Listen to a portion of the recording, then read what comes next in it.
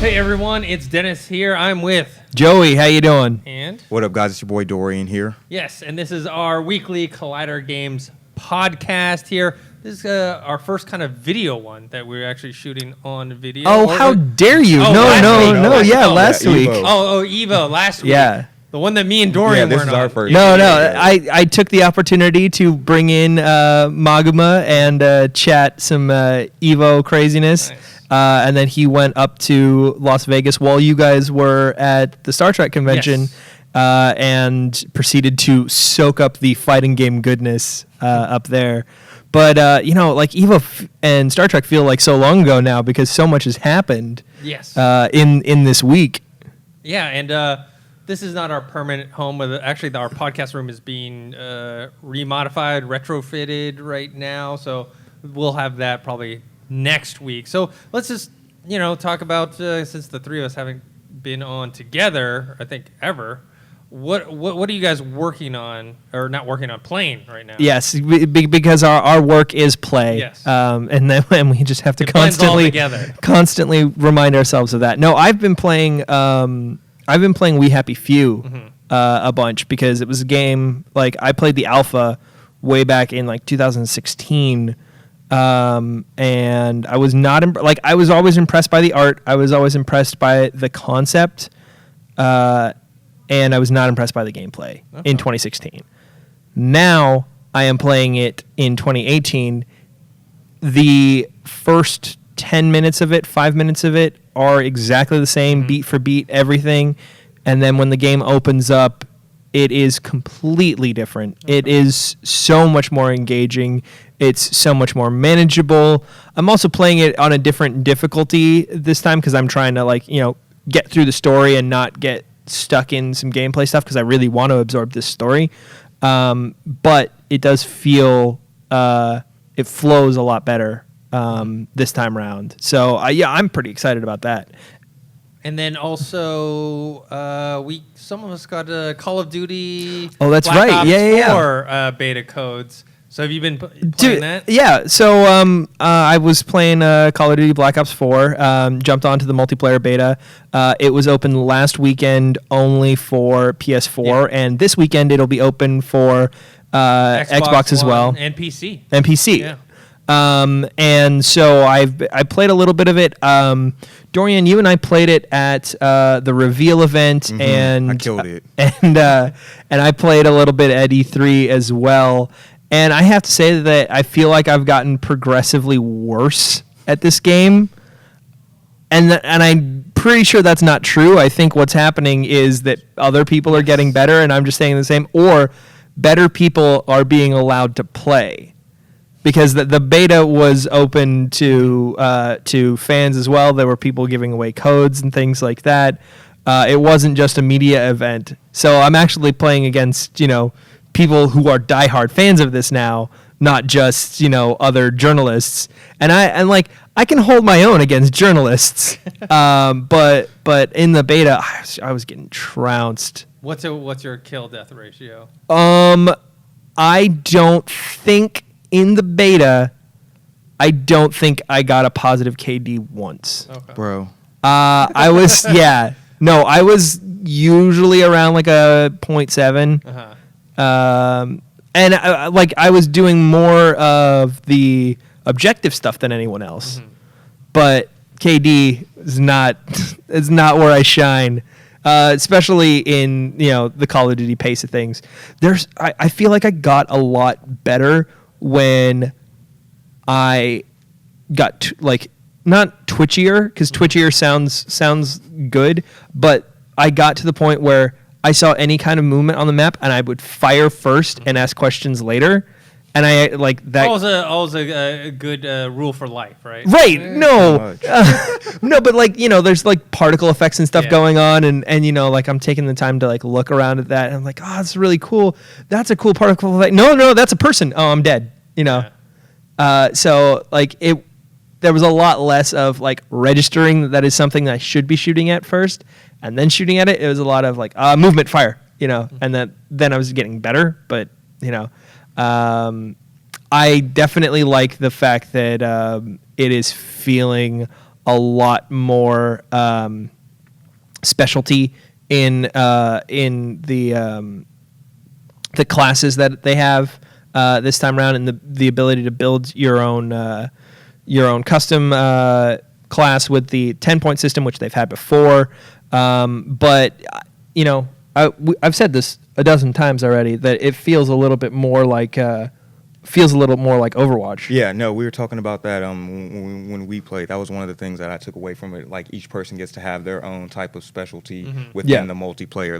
That's something I really appreciate, though. But when I played it, I think I did pretty well overall. Like, you sent me the beta code, but I didn't get to play it because I was at RTX this past weekend. But I'm going to jump on it this weekend and try to get in with you guys, and hopefully I'm not as bad as you think I am, because you were talking a lot of trash. But I think I think I'm pretty good. Here's the thing. Like we should and this is something that happens with all games, and I think it's the sign of a good balanced multiplayer system, like a good server system, is if you feel like you're the best.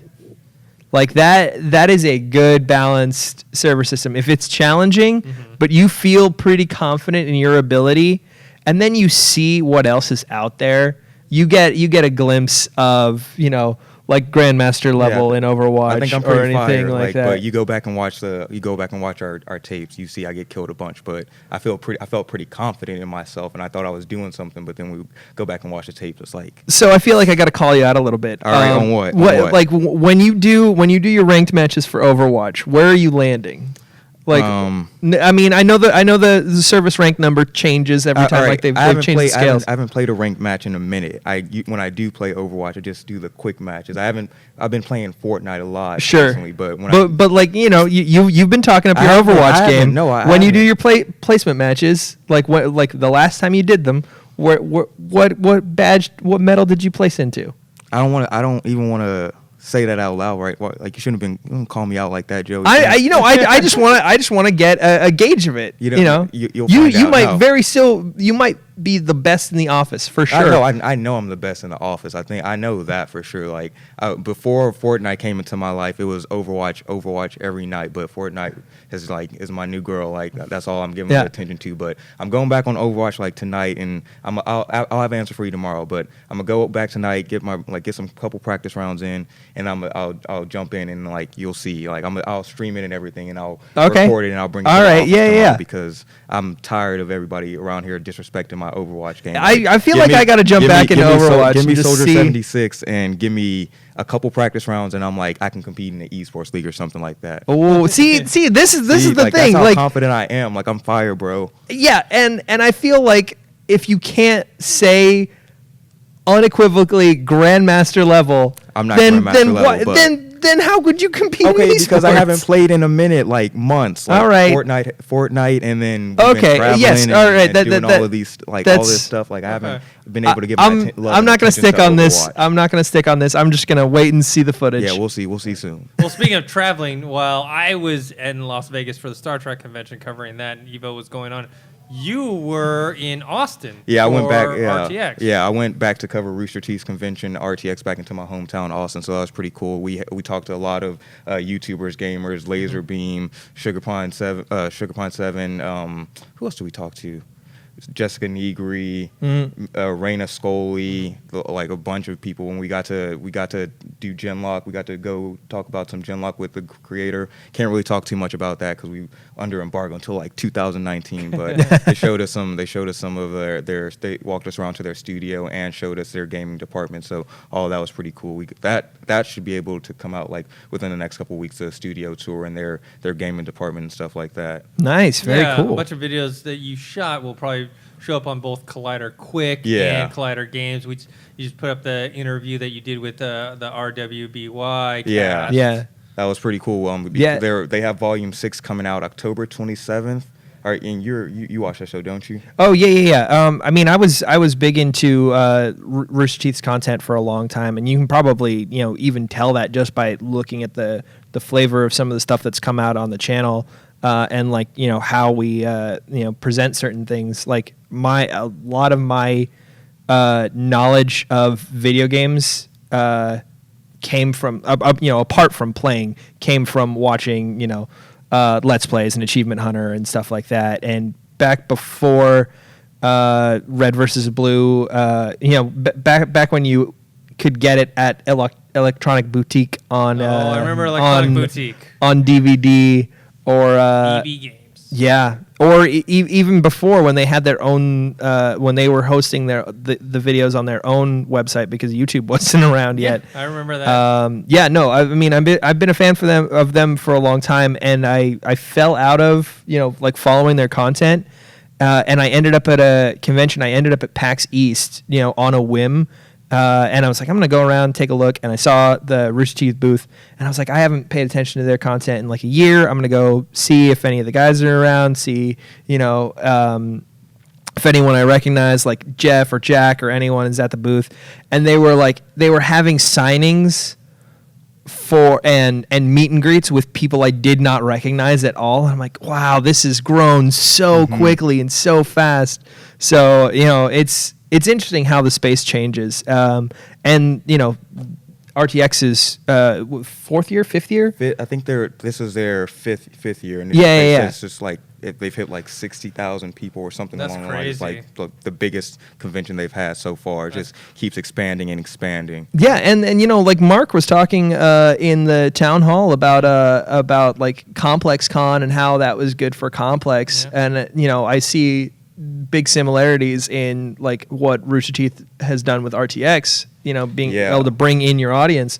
So, like it makes a bunch of sense. They had at the Austin Convention Center is probably the biggest convention center in that area. They had one of the rooms was for their Let's Play Live thing. It felt like a rock concert or something like that in there, just how everything was set up and the amount of people there just to see people playing video games live was ridiculous. Right. Like, it's crazy.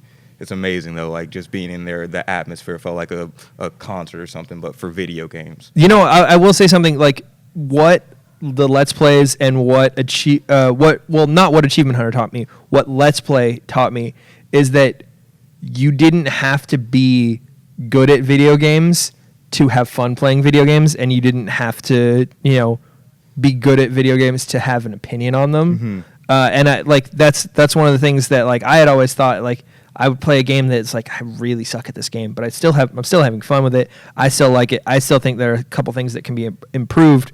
But if you're not good at it, then it like people have a judgment about your opinion on the game, and it's like, well, if you're talking about enjoyment, if you're talking about playability and all that, then your opinion's still valid because there are like. You don't want only people who are good at a game to buy the game. You want as many people as possible to buy the game. At least a developer and a publisher do. So, like that viewpoint is probably more valid because more people are bad at games than are good at games. Well, I mean, it's like watching movies, right? Yeah. Not everyone who goes watching movies has actually made a movie or done filmmaking before, right? And they still have their opinion. Some vary in terms of how detailed they can go, but you still are trying to get at the mass audience in there. So, any highlights from RTX? What's your highlight? What is my highlight? Probably we interviewed Tom Kenny for his upcoming show on Netflix called Paradise PD, and I got him to. There's a clip on social media. I got him to say his SpongeBob voice, saying like talking trash to Thanos. That's probably the highlight. Just talking to SpongeBob in general because we saw him later on that evening. He was like Dorian. I was like, oh wait. That's SpongeBob. He knows who I am. So that's probably the highlight of the whole thing. And then we also, like every YouTuber and every gamer we got to talk to, we also asked them about just internet culture and growing up and from like being from dial-up to where we are now, and we got to get them to do their best. What do you know about dial-up? That's Dorian? what I don't. I personally don't. I was like, Dorian, you don't know anything about that. I know about dial-up. But we got them to do their best dial-up impression. So can you give us your best dial-up impression, Dennis? Oh man. Putting you on the spot. I just remember you dial in and it goes, and then you're praying that it connects. Yeah. To get like one image back in dial-up days was like, you like one picture would take like a few hours Yeah. to get like one picture. I remember we used to have floppy disks in our backpacks at school, and kids would trade them back and Did you have forth. the big floppy disk, or are you talking about The- the 3.5? the 3.5s. See, I was back in the 5.25. Like those things are huge. And we would trade them because people would download pictures. It was like Dragon Ball Z artwork what kind and of stuff picture? like Yeah, that. sure. Yeah. Video game Dragon pictures. Ball. Well, no, this is how it starts. Yeah. This is exactly how kids find porn for the first time. Is one day there's a disc that's like, oh wait a minute, Is but it mark like some sort of like documents, like yeah, it's under taxes 1994. accounting? Yeah. But it's not the find a stack of Playboys in the woods Yeah. because we don't have woods here in Southern California. So yeah, it was the 3.5 floppy. People are either exchanging Pokemon cards or they were exchanging those, and they're like full of like anime pictures Yeah. and stuff like that, or like little gifs or stuff, and like people would exchange those, and that was the way that information got around back then. Nice. And now we have Reddit. Yeah, that and everything else. All right, so let's kind of talk about a few things that we've been doing here. What about some of the news going on? Obviously, Red Dead Redemption 2, they dropped a gameplay trailer.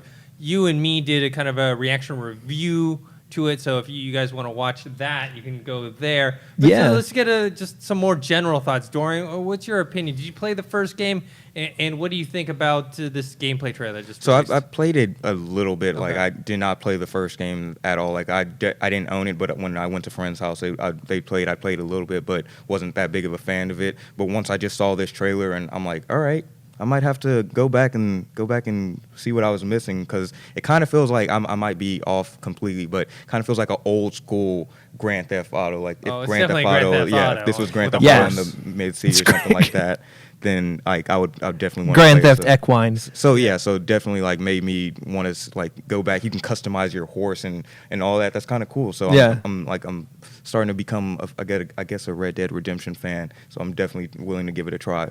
Yeah, it's coming out on October 26th, I think. Yeah. Joey, what do you think about the gameplay trailer? I am not terribly impressed by it. There's some cool things there, but ultimately, it's a lot of stuff that feels like it feels carbon copy GTA 5.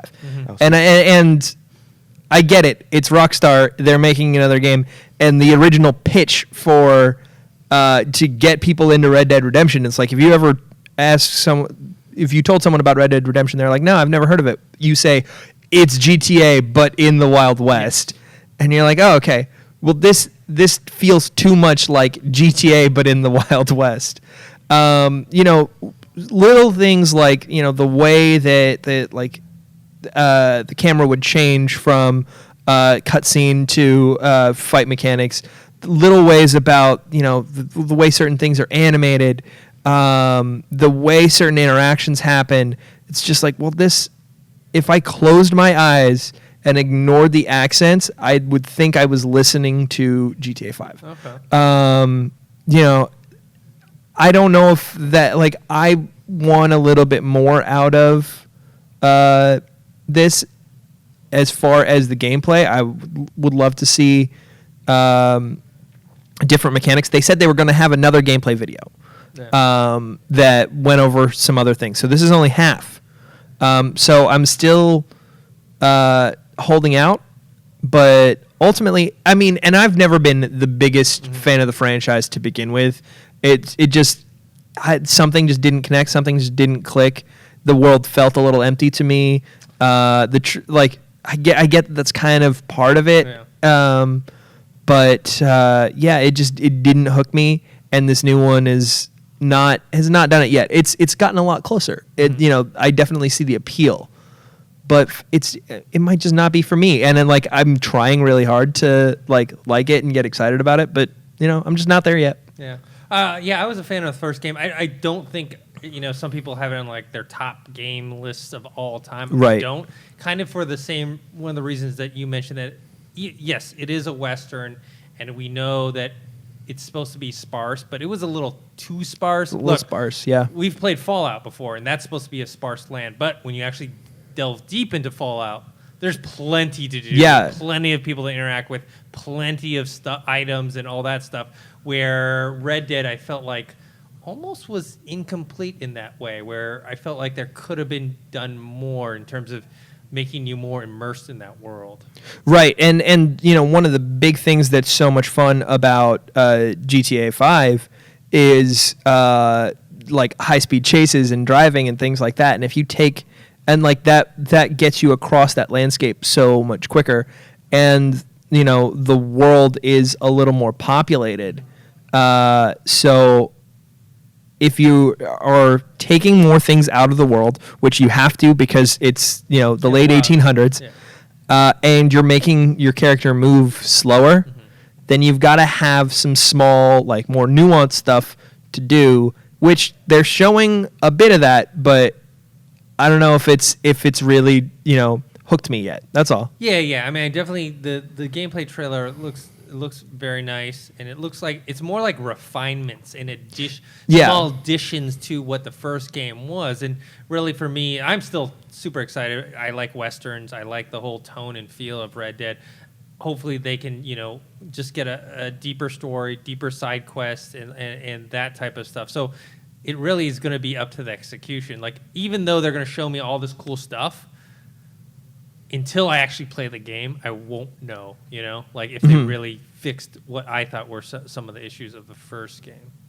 Damn, now you're making me feel like I shouldn't go back and play the first game and just wait for this one to come out. And then, you know what, story-wise, it's a good. The main storyline is good for it. It's just, I don't know if I felt like sometimes it was like you would run around and you'd get immersed in the world, but there was very little to do. Like I have felt this. You didn't run across people that often. I have felt this with Rockstar games multiple times. With jumping into the multiplayer, I always feel like the multiplayer is you just don't have enough to really hook you into it right away, because it basically feels like, you know, here's the same map that you were playing the story on, but without any of the quests, and there's 15 people in it. Go, have fun, try and earn some money so you can afford something cool eventually. But, you know, ultimately, someone who's already got all the cool stuff is going to run around, kill you, and then run off into the distance.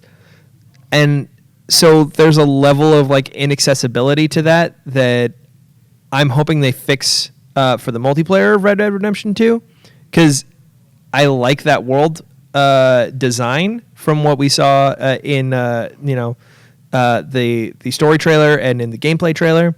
The world design looks great. Yes. And, you know, like the hunting mechanics and things like that. I want a reason to want to play multiplayer, because the things that are possible in Rockstar multiplayer, like going back to Rooster Teeth and what they've done. If you ever watch some of the Rooster Teeth Let's Plays in GTA 5, there's so much of that game that is made by having just 6 friends goofing around in it. when are we gonna play Grand Theft Auto 5? We get a couple more Xboxes. Like, you know, that we just gotta line them all up. I think we'll be able to play a bunch of Red Dead together online. I just hope, you know, when the first one came out, that the multiplayer was very sparse and they had to fill it in later. And I think it was incomplete, and that's why a lot of the maps they kind of updated for free. Right. Afterwards, I don't know. I think multiplayer for Red Dead and probably Grand Theft Auto as well is more of an afterthought versus the main storyline. But you know, hopefully we all can jump in together and play that. Though you guys have PS4s, I got an Xbox One. We got two Xbox Ones here in the office. We should, you know, stack up a couple more and just you know, take over the movie talk set and just set out you know, like an old school LAN party. Yeah, we got 3 monitors in the back. We do. We'll make it happen. Definitely want to do that for Fallout 76 when that happens. So let's move on to you know, this is a huge game that comes out, that will be out by the time this releases, is Madden NFL 19. Now the question I want to ask you guys is, are you still playing Madden? And in general, are sports games something that you purchase and look forward to every single year? Dorian, you want to start that? I'll start it. I haven't bought Madden since 16. I still play it occasionally, like if I have friends over, like we need something to play together or something like that. But you're playing 16, though. Yeah, 16. Okay. Not like I haven't. Can you update the rosters to current Yeah, you can roster? you can still download and update the rosters. But I haven't bought a Madden game in quite a while. But I'll still play it occasionally. But they gave out NBA 17 for free last year, so I'll have that. But I don't regularly buy sports or play sports games as much as I used to. Well, for basketball, everyone talks about the NBA 2K sports. Right. And then obviously Madden. Madden had bought out the NFL license a while ago and killed off 2K's football game. I haven't played Madden, honestly, probably. I'm trying to think which one I have, like 2012, 2013 version, so even further back than you. I just don't think sports games are worth the price you have to pay every year when it's right. Yes, they do add extra features and it's cool. I think you have to be a diehard fan. I know, like obviously our boss. I'll beat you, Fernandez. Hold on. He buys Madden every year because he's deep into it, and so all the kind of extra features I think he's excited about. But for me, who likes to play Madden but isn't like diehard, yeah, sure. Every few years I'll buy it and play it, and like even like something like UFC, I'm deep into. I bought the first game. That EA did. Then I didn't buy the second one. I just bought the third. You know what I mean? It's just like, and those aren't yearly. Those are like every 2 years. So it's like, I just don't feel like I should be paying $60 for a game that's kind of a revamped, updated version of the last one. Right. And honestly, this is the biggest thing with these games is that they kind of need to put one out every year. Yes. Because there are changes to rosters, there are changes to the way teams, function, and like which team is where, and all that. So there is a reason to update it every year, but the biggest thing is that they want to be able to make money. They want to be able to justify putting out a game every year, so they have to add new mechanics. Because if they just change the rosters, like you brought up the point that you can update the rosters in previous games, so they need to like add something new to it. But at the same time, the beauty of Madden is that you can pick it up, and if you've ever played it, you know how it works. Yeah. It's like Mario Kart. When people talk about playing Mario Kart, they never say like, they don't really talk about a specific version of like, are you playing 7 or are you playing 8? Like, oh no, I'm a big 7 player. I don't play 8. Eight's too different. Like, like whether it's Double Dash or whatever the new one is going to be coming out. Are we waiting on a 9? Eight's out. But 8's been out for a while. Jeez.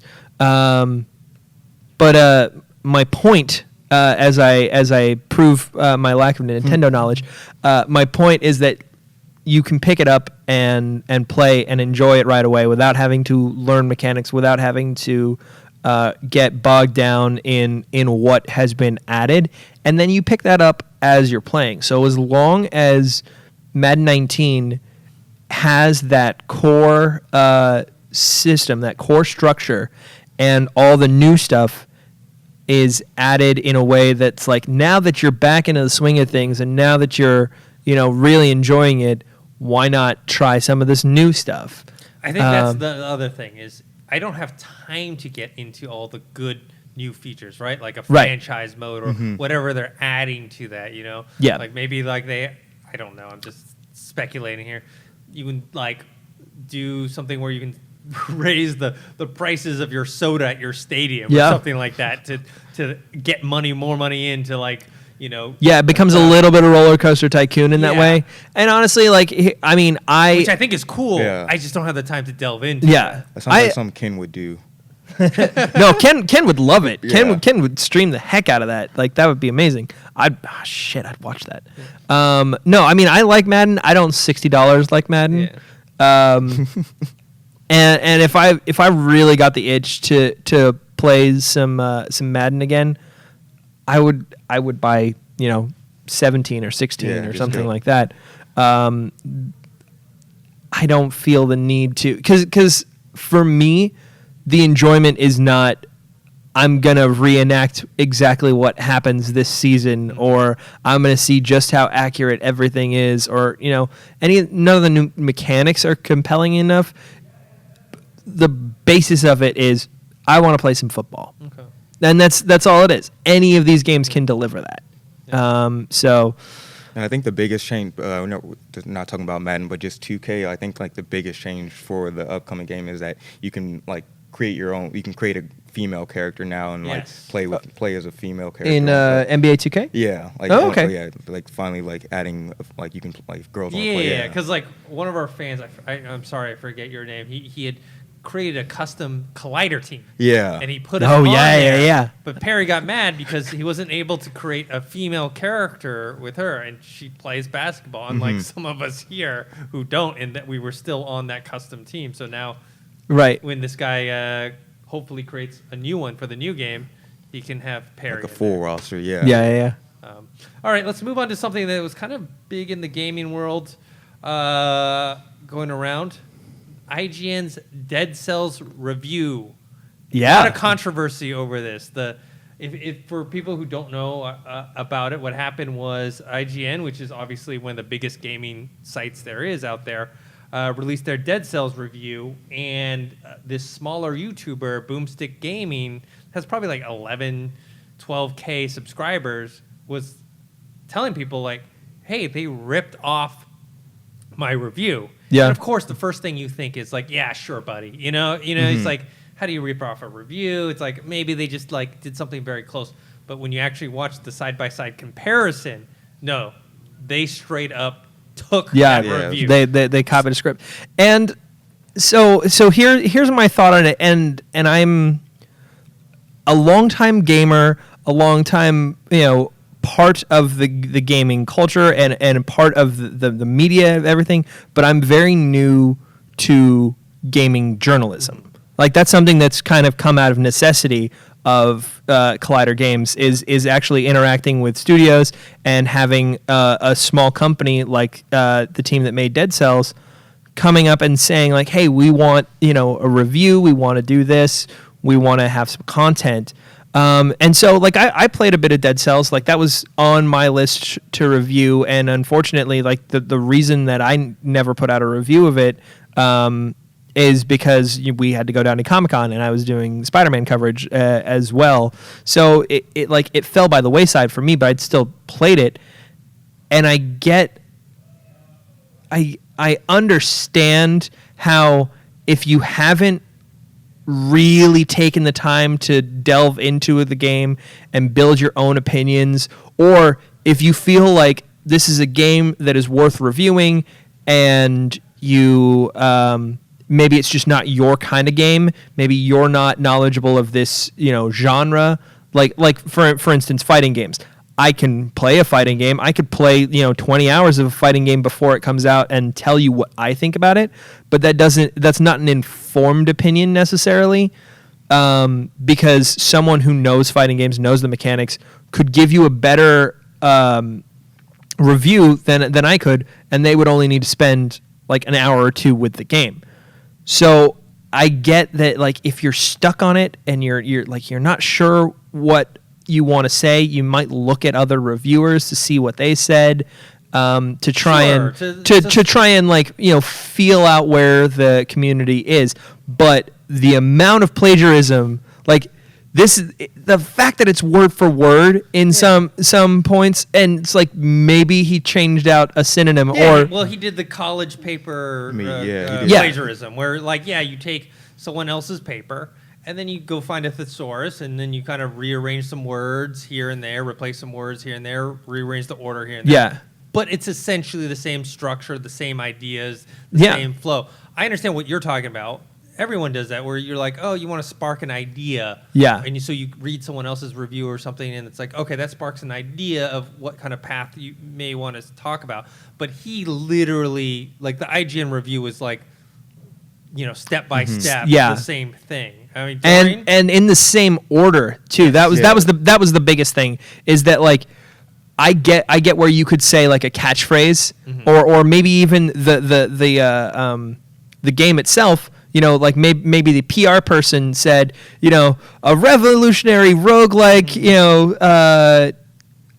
game that blah blah blah blah blah, just going on a list, and like that gets stuck in your head, and like the 20 fine. the 20 reporters that are in that room hear that and go, yes, revolutionary roguelike, blah blah blah blah.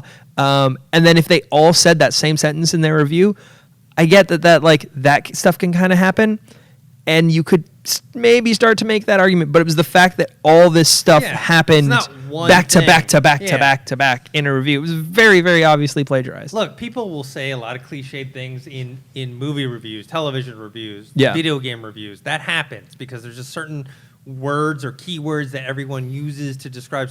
Like if you want to talk about a game and like it's a big open world, you say it's an immersive game, right? But the problem was this was like every sentence was a copy. And it's like, how are you going to be with like such a reputable company like IGN, be a reputable journalist, and go take a smaller YouTuber like who's trying to work their hardest, get their review out, like actually putting time into it, just like completely like word for word, like, not completely word for word, but just like like come on, dude, what are you doing right now? And it wasn't a freelancer either. It was their in-house Nintendo reviewer. Philip Mirren. Yeah, something. It's a unique spelling. But yeah, who hasn't commented? IGN they pulled back when they withdrew the review. Yeah, and then they posted a statement like saying that he has been let go from the company and all that, and he's not with them anymore. So I think they made the right move with that and like make an official statement and apologizing to it. But I mean, if you are curious on who you should hire to do your Nintendo reviews now that you've had to let someone go, hire Deadite from Boomstick because he obviously does stuff that is quality enough for IGN. So there you go. That was his audition tape for you. Yeah. So it's just one of those things where how did this happen? Has that guy been doing it for a long time? Is this just the first time he's got caught? Yeah. Also, it's like power to social media for like getting it raising awareness, because I know there's like toxic environment on there, but it does bring awareness to like things like this, because if there wasn't Twitter, if there wasn't social media for him to like say, hey, they ripped off my stuff, then I'm pretty sure IGN would have just like let it go under the boat. But they made it to where it's so loud that they had to acknowledge it and say like, hey, yeah, we fucked up. Yeah, that's where social media is good, when it's a legitimate complaint that gets addressed. Sometimes though things will get overboard when it's like literally like some sort of similar name to something, and it's like, you ripped that off or whatever. Like I remember TV Talk, we did a segment on TV Talk that was called like superhero like rundown or roundup or something like that. It was one or the other, and people started yelling at us that there was another segment called superhero roundup or rundown on this other Yeah. It's just the name of a segment that talks about television shows that involve superheroes. That's not a copyrighted idea. There's no plagiarism at all. Roundup, rundown, those words are very well, and one of the things that popped up in the movie space recently was playing the Aquaman trailer and the Black Panther trailer side by side, and the beats that are so similar. That's different. That's unoriginality. That's not what we're talking about. No. We're talking about knowingly copying someone else's hard work. Yeah. In the trailer thing, all those trailer houses, they all have their own. They have a same format. They have a formula. Yeah. So and it's something that's been a little bit more recent that it's been kind of mandated, but honestly, that is something different. Yeah. All right. Let's move on from that. And this is kind of a, speaking of television, video game television news piece. Henry Cavill wants to play Geralt in the Witcher TV adaptation, the one that's going to Netflix. So people who don't know, Henry Cavill is Superman. He plays Superman. Yeah, him playing Geralt would be an interesting thing. I honestly, I think this is actually a totally fine casting, because Superman is a one-note character, and so is Geralt. So, I have not played Witcher 3 yet. I still have it. I'm gonna play it probably next. I'm 10 hours into it because so many people like recommended it, and the Witcher series went by me, and people fawn on about CD Projekt Red as well, and I personally wanted to play it because I love the character designs. Like, Ciri is such a really cool character design. Geralt is, Yennefer is. Yennefer. I remember Conan played Witcher 3 on Clueless Gamer. Oh, yeah. And he just had a ball with the name Yennefer. With the name Yennefer. So I started playing it, and everyone's like, "Oh, yeah, you're gonna love it." And I was like, "Yeah, it's a little slow to start. I'm not really into it yet." And he's like, "Oh, no, yeah, don't worry. You'll be into it after you get out of the first town." I'm like, "Oh, after the first town? I got out of the first town like 5 hours ago. Are you kidding?" Jeez. And it didn't hook me because it is, and this is why it might be perfect for a TV show. It is like this kind of fantasy, well, medieval fantasy, but it is a fantasy in that it's like this kind of masculine wish fulfillment character. There's not much that's going on with Geralt. He's not very flawed. He's not very compelling. He just wants to hunt monsters and sleep with women, which ultimately don't we all, right? Yes. But and that's the reason that people like Witcher is because that's something we would all love to do. You don't it's like Kratos. You're not going to get it's similar to Kratos, but with Kratos there's really compelling visuals and you know what? And Witcher has really compelling visuals too. Well, Kratos is more of an action game where Witcher 3 is more of an RPG. Action RPG adventure type. And the world, so I started playing Witcher 3 in a slightly different way. The second I kind of realized what kind of character Geralt is instead of trying to like find where he was nuanced and find where he was going to have some character growth, just avoid that at all costs and realize that he's in a very, very interesting, eclectic, diverse world, and he is the cookie cutter hero that's just like I don't care that you're a transgender merchant. I mean, good for you, I guess, but I'm gonna go kill some monsters. Is that okay? Can I just? The world was a lot simpler when I could just kill monsters. So that being said, the world of Witcher as a TV series would be amazing. The world is awesome. Geralt as a character is not great. Geralt as a main character is not great. They could change that up for the show, though. Yeah, right? Add some complexity. I would be interested to see Henry Cavill as a Witcher. And go to a different point in time when Witchers are more prevalent, and or there's just a different batch of Witchers, and have it work in that way. But this is the same thing that we talked about a while back with Master Chief, with a Halo thing. Is that I don't want a series about Master Chief. So like this is honestly I'm fine with him playing. Cast him as him. DC's not giving him any love there. Well, there's rumors right now, and they're unverified, about how Henry Cavill wanted out of DC and is no longer gonna be part of Superman. Look, these are rumors, unverified, whatever. But him throwing his hat into something like this, where he would have some time to do. They're talking about 8-episode series that they would start shooting next year. Can he just grow the Geralt beard and the undercut and the long hair and be like, sorry, I can't do Superman reshoots because my hair. And they'll just CGI it. Yeah. They're announcing. And then he's slowly going to turn into a Yeti, so they just have to CGI him entirely, and then he doesn't have to show up, and it'll be a CGI Superman. I think, and I'm pretty sure Boss Logic, our friend Boss Logic, made a cool fan art of him. Yeah, it's pretty dope. But yes, they're announcing Supergirl's getting a movie. It'd be dope if he was in that. But he was fantastic. I loved him in Mission Impossible, so definitely want to see him getting more roles. Yeah. Do you not? Yeah. Well, no. I mean, he definitely proved that Superman get to see the brawler side of Henry Cavill, and like Mission Impossible, Man from U.N.C.L.E., things like that. He's definitely shown that he would be an interesting. Oh, I loved him in Man from U.N.C.L.E. I didn't love the movie, but I loved him. In I thought it was one of the best Archer films that we're ever going to get.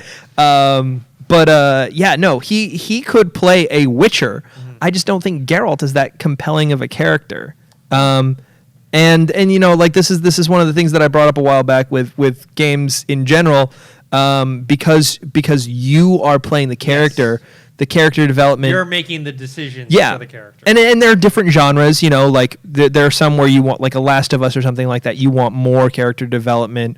With, something like GTA 5, you don't want the character to, go through an existential crisis and change. You want them to be the same crazy guy they were in the beginning so that you can play the same way.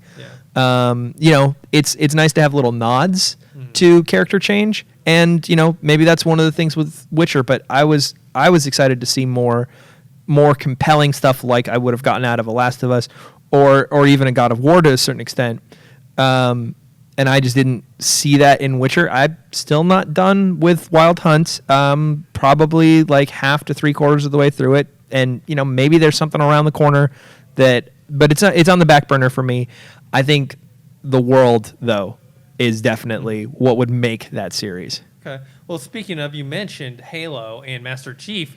There's kind of TCA was going on in Showtime, and the network president, David Nivens, and the president of programming, Gary Levin, confirmed that Master Chief would be the main lead character for the Showtime series. So, yeah. So we had talked about this before. I think you, me, and Copster were on and talking about how we wanted to see Master Chief in the series, but we didn't want to see him as the main lead character because in the game you never see his face. You you play as him and you kind of hear a little of his backstory, but he doesn't really have this deep, complex, character development or whatnot. Yeah, he is not a character. He is something for you to imprint on. Yeah. Yes, in the mythos of Halo, he has gone through so many changes, and he has grown as a character more so than most protagonists have. But if you think back to things like Doom or Wolfenstein, the first person game narrative has never been designed to have a compelling lead character because you want to play through it. You don't want to be informed of your own feelings by someone else's. And there are exceptions to this. It's not true for every first-person FPS, but ultimately, the way the character is designed, I don't think is gonna hold is gonna be able to carry a television series. Mm-hmm. It's just not part of the DNA of the character. Could it be a Spartan? Yes, it could absolutely be a Spartan. It can't be John. Well, it is going to be John. It is can't be 117. So that's the thing is now you got to show his face. God. And you got to give more of his back history, and flesh it out. And it isn't going to be some, I'm really excited for all the cool moments in Halo that this show will ruin. And they are spending a lot of money. They are pointing to something like Game of Thrones as hey, that's a fantasy series. This is our science fiction kind of version of that. I mean, look, Game of Thrones is very popular. Everyone says that. It's like The Wire. Yeah. Everyone points to The Wire. I remember Luke Cage was like, we're going to be like The Wire. And a lot of people say, we're going to be like Game of Thrones. Just like I think the budget for the new Star Wars live action TV series, it's going to be in the ballpark of what Game of Thrones is spending per episode. So this is another one where they're okay, they're going to spend the money on it. So this actually, them spending that amount of money gives me a little bit of hope, because one of the things that that we see with something like Game of Thrones is that studios are not going to want to hinge such a big investment on one actor. they're really not going to want to, put that much risk out there, especially if they want it to continue multiple seasons and things like that. So it's going to be an ensemble cast, Yes. and a big ensemble at that. And, hopefully part of it takes place with the Marines and the Spartans. Part of it jumps over to like an ODST drop that went wrong, and they're working their way back. Part of it jumps over to the Arbiter for a bit, like all these kind of things going on in different points of the universe. As long as they connect, because that's the thing about Game of Thrones. There's a bunch of different characters in different places and different locations, and they have their own storylines. But all those storylines are headed towards the same place. Yes, and that's the thing. Like if the following Master Chief is the way that we're going to see these stories connect, but we're paying attention to the side stories, and like that's the meat and potatoes of it. I think that's what you've got to do, because you can't risk all that money on a character that is so well established, but at the same time so mysterious. Like you can't give him that much screen time. Yeah.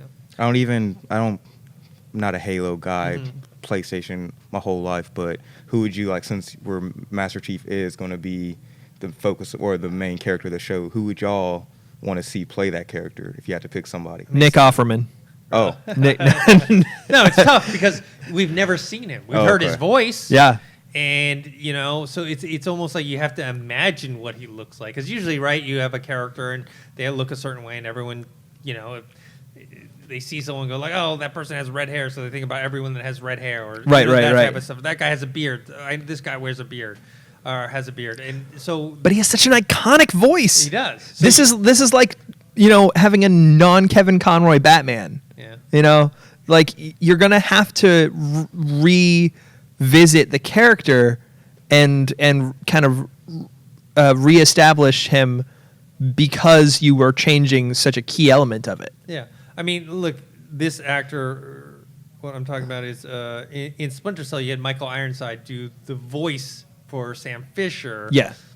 He's not going to play Sam Fisher, but he has that cool voice to him. Yeah. You know? So how are you going to find an actor who is going to have the cool Master Chief voice, but also look and can act the part? I vote Nick Offerman. I don't even know Master Chief like that, but I'm so excited for that.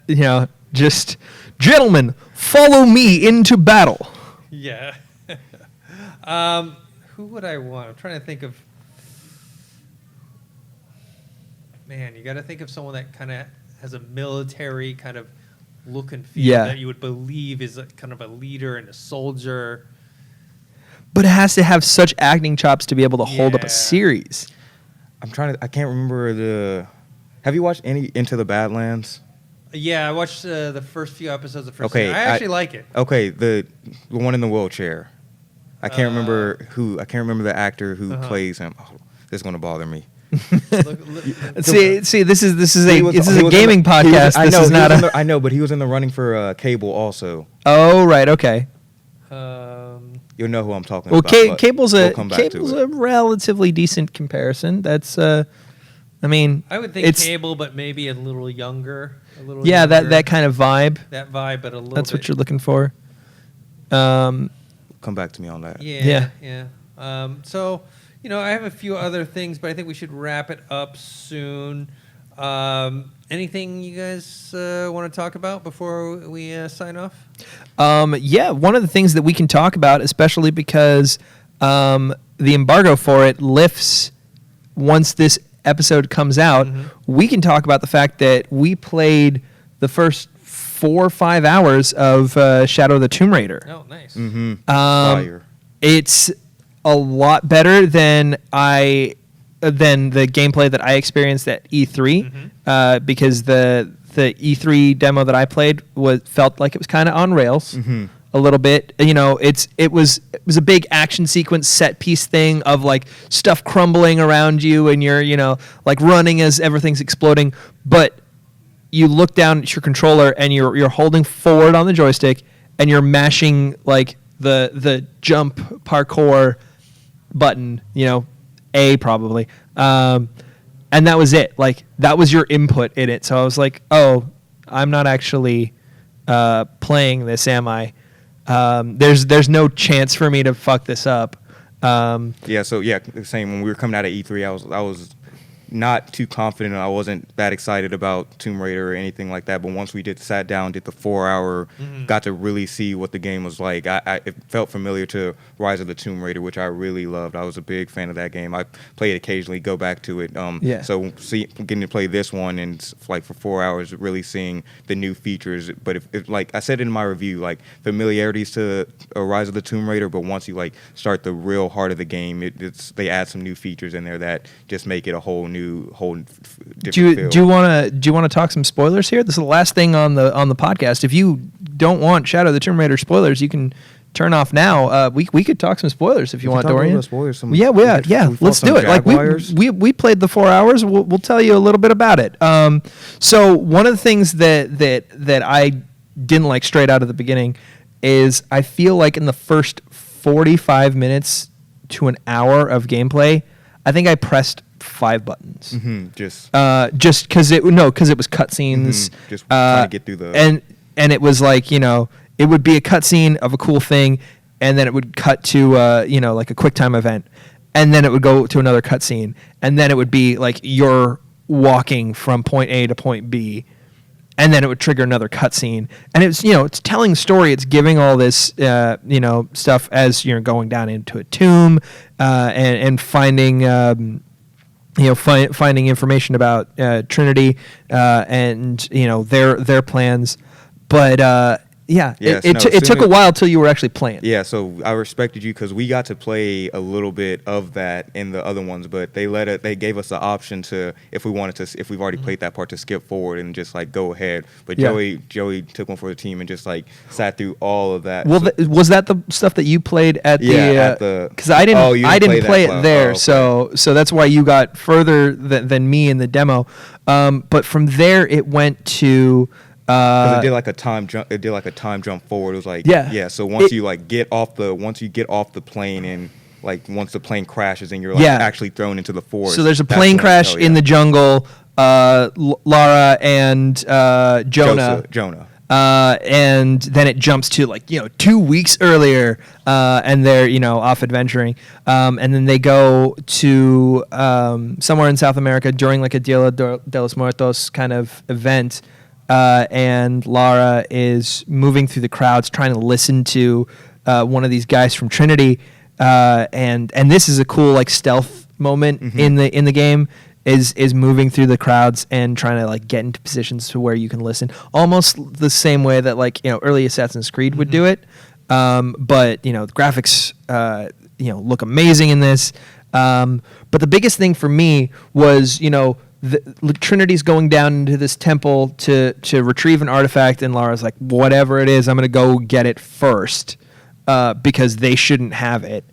And then she goes in, she grabs this like dagger on a plinth thing and takes it, and starts like, earth shakes and she starts to leave. And then, once Trinity like catches her and takes the dagger, they go, wait, you just took the dagger? You didn't do the rest of the things that you're supposed to do? You accidentally triggered the apocalypse. You know that, right?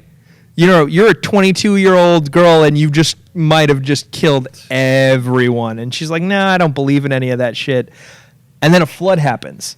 Like immediately, like that was the first thing it said it was going to happen, and then a flood happens. And it sounds like we are going to have to pick another time to get into these spoilers, because we got to wrap it up, huh? But the main thing I want to highlight about like the 4 hours we played is this is the most we've ever seen like of the vulnerable side of Laura, like a more character-driven side of her, because it's like this is the first time she's actually triggered something and is causing pain and suffering. Yeah, her talking to Jonah and talking about that. No, I fucked up here. I might have killed a bunch of people, and playing through the flood scene and like climbing out of the flood and seeing the little kid that's hanging from the building and like trying to crawl over to save him, and he just falls. Just like, bro. Oh, it's just like, oh my god, like, what are you doing? How dare you?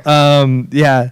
Well, that's the thing. They want to get you They- invested. They invest you pretty quickly. If you get invested, you and want that's to play more. and that's before you play any of the new mechanics, before you play any of the jungle stuff. Like all that happens, and you're like, oh, geez, you're emotionally exhausted.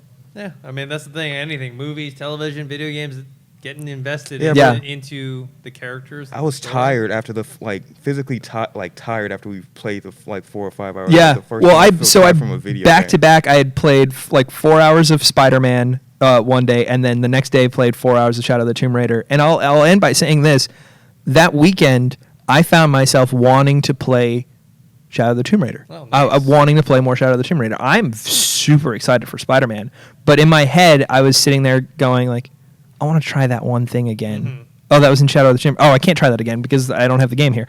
So yeah, that's where I was at. Oh yeah, and his name was Stephen Lang. That's what I was thinking of. Yeah, first. Stephen Lang, Lang. he almost played Cable, or at least everyone wanted him to play Cable. Okay. I thought of Sorry. a couple of people: Well, Eric Bana or Guy Pearce for Master Chief. all right. Well, what do you guys think? Out in the comments, we gotta get on out of here. Yeah. So we'll take all your questions and answer them next time around if we can. Dennis, do you want to take us out on this? Yeah, you guys, where can people find you? You can find me at Twitter or Instagram, Dorian Parks and Rec, because Parks and Rec is better than The Office. And you can find me on Twitter and Instagram, Joey Rasool, RASSOOL. And you can find me on Twitter at ThinkHero or Instagram, Dennis.tzng. Don't forget, if you're listening to us on the podcast, Sorry. Dorian's going Infinity Gauntlet. Gauntlet. Which, by the way, we did an Infinity War commentary. I'm so that's sorry gonna if you're come listening out to the next week. audio on this. Make sure to subscribe to our YouTube channel, youtube.com/collidergames, and we'll see you guys next time.